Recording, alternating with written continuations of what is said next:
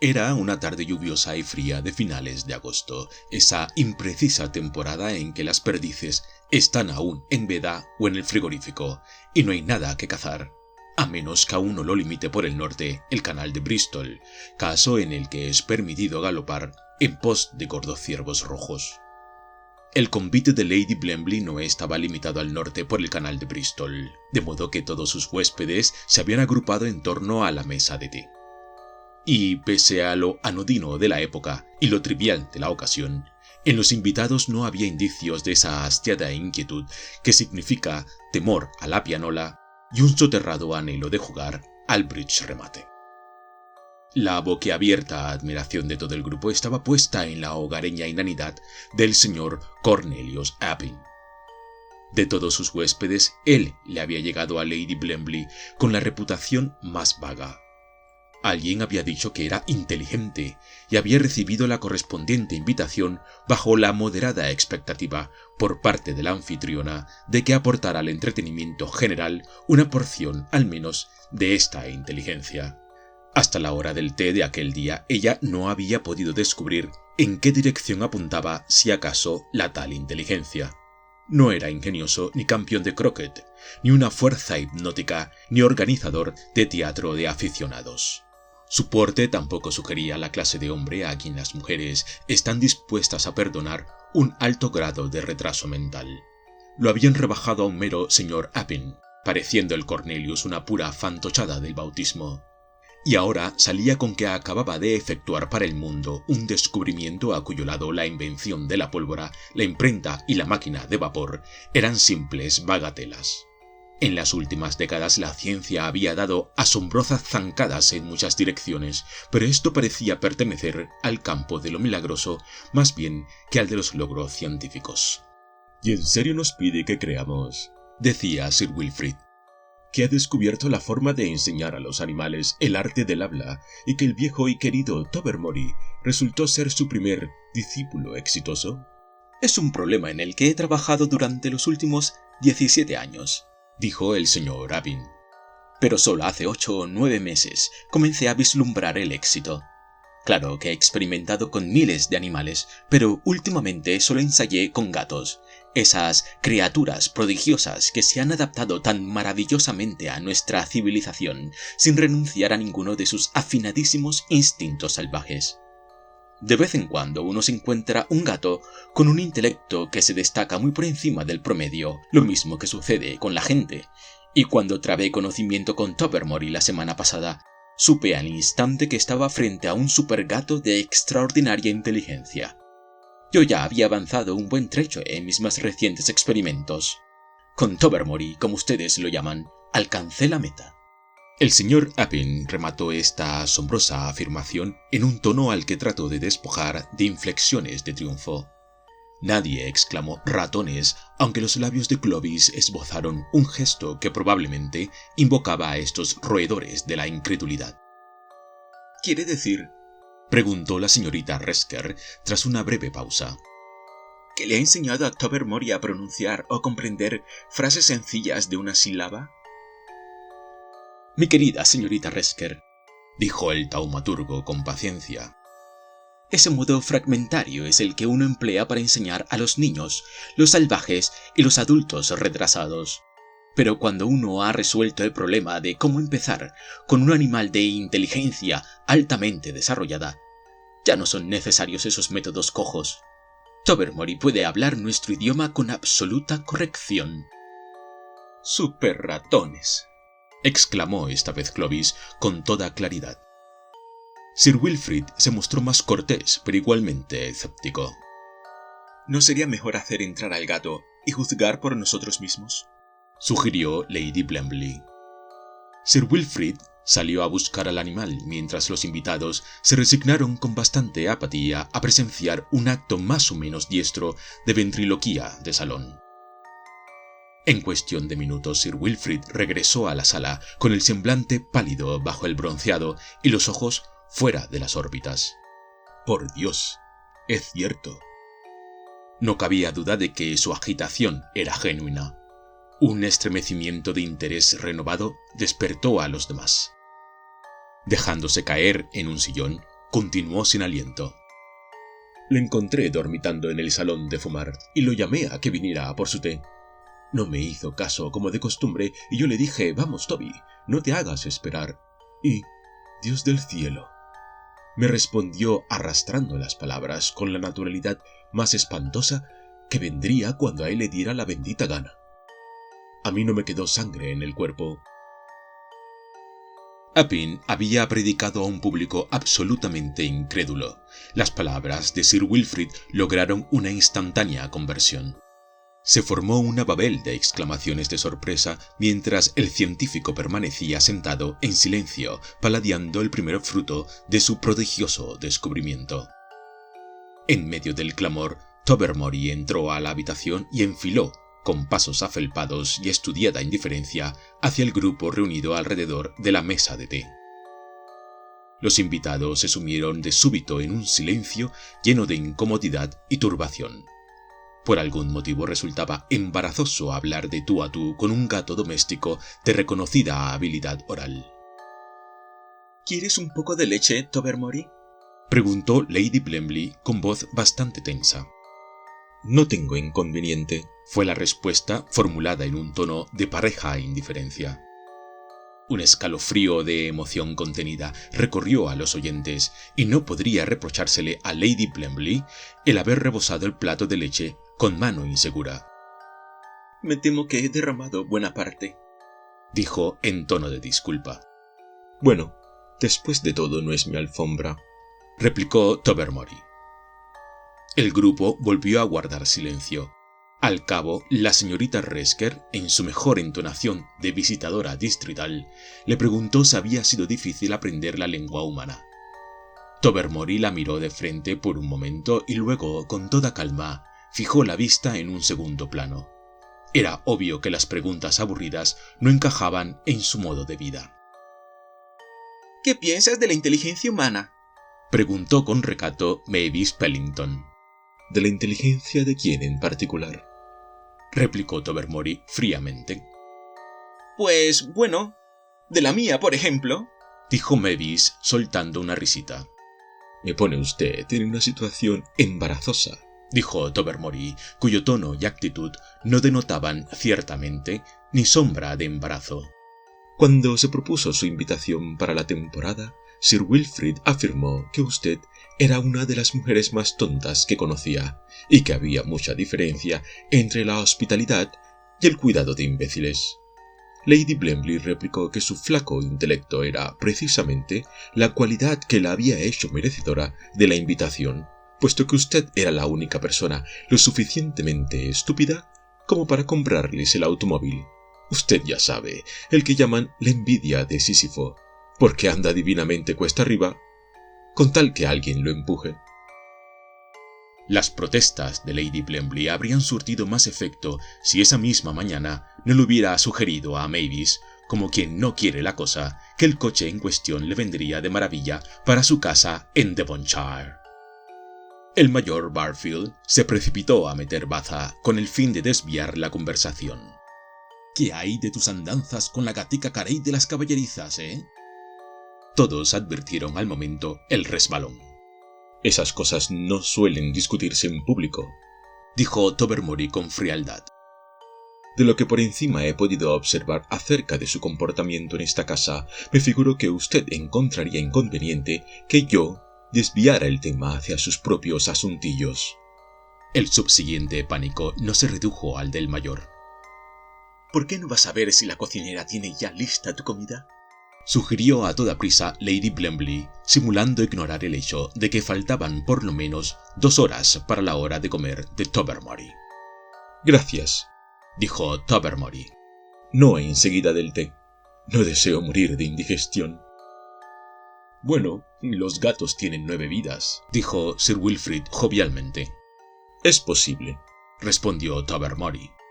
Pero apenas un hígado. ¡Adelaide!, exclamó la señorita Cornet. ¿No estarás proponiéndole a ese gato que se vaya a chismorrear sobre nosotros con los criados? En verdad, el pánico se había generalizado. Una estrecha balaustrada ornamental corría al frente de casi todas las ventanas de los dormitorios de las torres, y ahora recordaban consternados que esta era el paseo favorito de Tobermory a todas horas, desde donde podía espiar a las palomas, y sabría el cielo que otras cosas.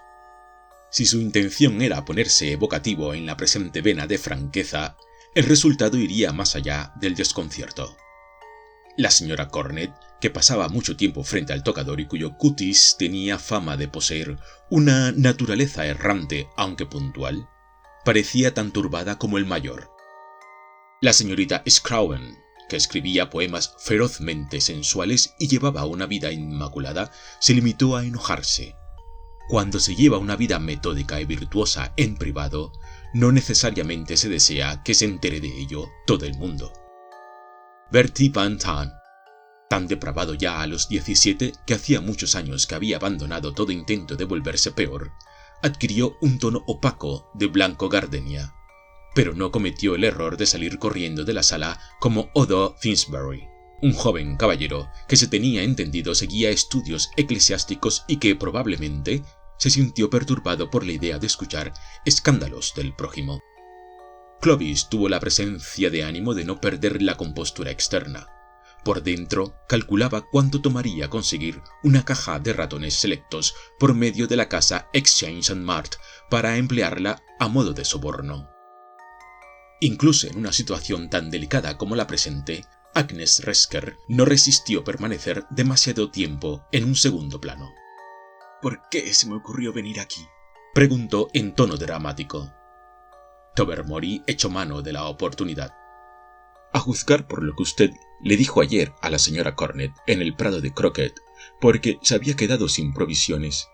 Describió a los Blembleys como la gente más obtusa para pasar con ellos una temporada, pero dijo que eran lo bastante avispados para tener una excelente cocinera. De otro modo les quedaría difícil hacer que nadie volviera a visitarlos. Ni una palabra de eso es verdad.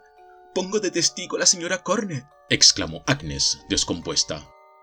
La señora Cornet después le repitió su comentario a Bertie Van Tahn, prosiguió Tobermory, y dijo: esa mujer vive en una perpetua marcha de hambre, iría a cualquier parte con tal de ganarse 4 comidas diarias.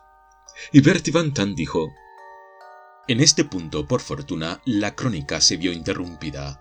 Tobermory había avistado al corpulento gato amarillo de la rectoría, que se abría camino a través de los arbustos hacia el ala de las caballerizas, y como un rayo se esfumó por el ventanal.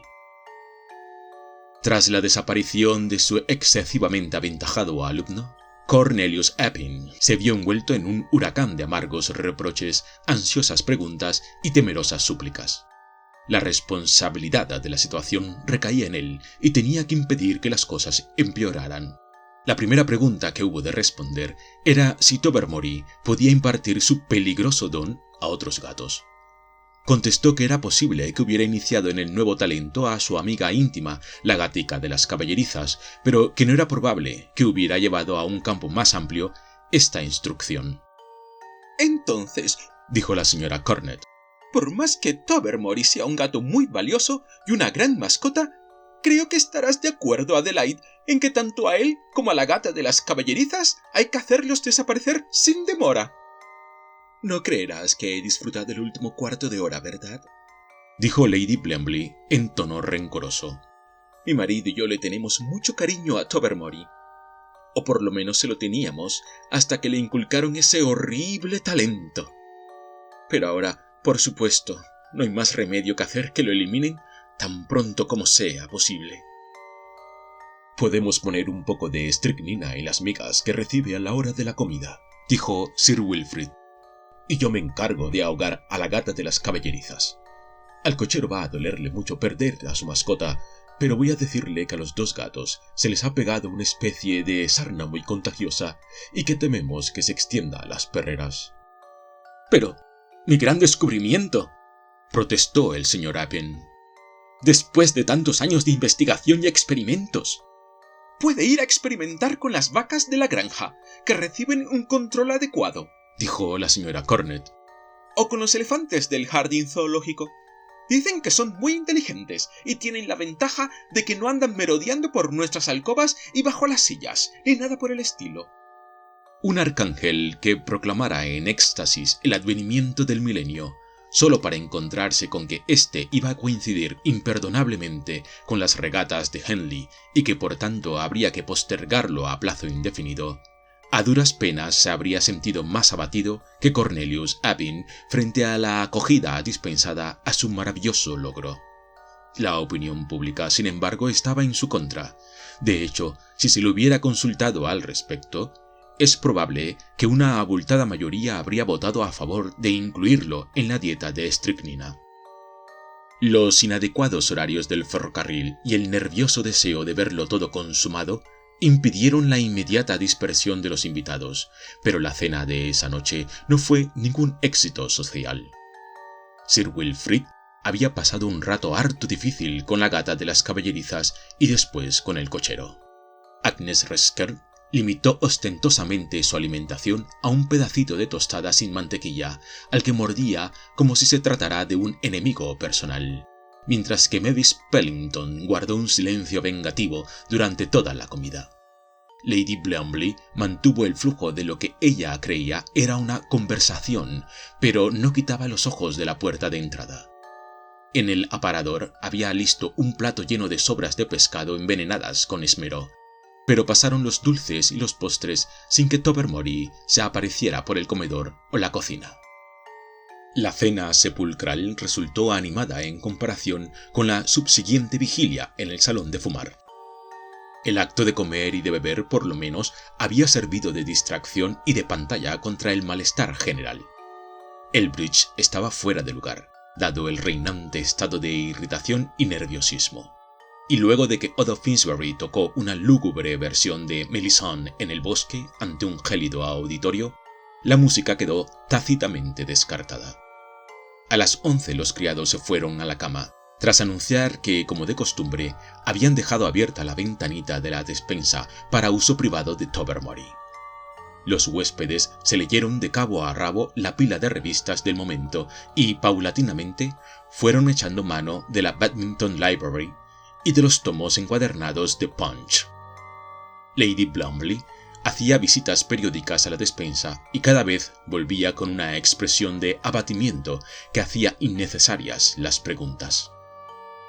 A las 2, Clovis rompió el silencio. No volverá esta noche. A lo mejor está en las oficinas del periódico local dictando la primera entrega de sus memorias. Será el acontecimiento del año. Tras haber hecho este aporte a la alegría general, Clovis se fue a dormir.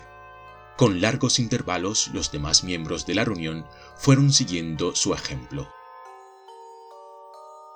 Los criados que repartieron el té de la mañana dieron una noticia uniforme como respuesta a una pregunta uniforme. Tobermory no había regresado. El desayuno fue, si cabe, un espectáculo más desagradable que la cena. Pero antes de terminar, la situación se alivió un poco. Trajeron el cadáver de Tobermory, que un jardinero había encontrado bajo unos arbustos. Por las mordeduras que tenía en el cuello y los pelos amarillos enredados en las uñas, era evidente que había entrado en desigual combate con el gran gato de la rectoría. Hacia el mediodía la mayor parte de los invitados se había marchado de las torres, y después del almuerzo ya Lady Blumbley había recobrado el suficiente ánimo para escribir una carta extremadamente destemplada a la rectoría por la muerte de su apreciada mascota. Tobermory había sido el único discípulo exitoso de Appin y estaba destinado a no tener sucesor. A las pocas semanas, en el jardín zoológico de Dresde, un elefante que hasta entonces no había dado muestras de irritabilidad se soltó y mató a un inglés que al parecer había estado molestándolo. El apellido de la víctima apareció en los periódicos con las diversas ortografías de Oppin y Eppelin, pero su nombre de pila fue reproducido fielmente como Cornelius. Si le estaba enseñando los verbos irregulares alemanes al pobre animal, dijo Clovis, tuvo su merecido.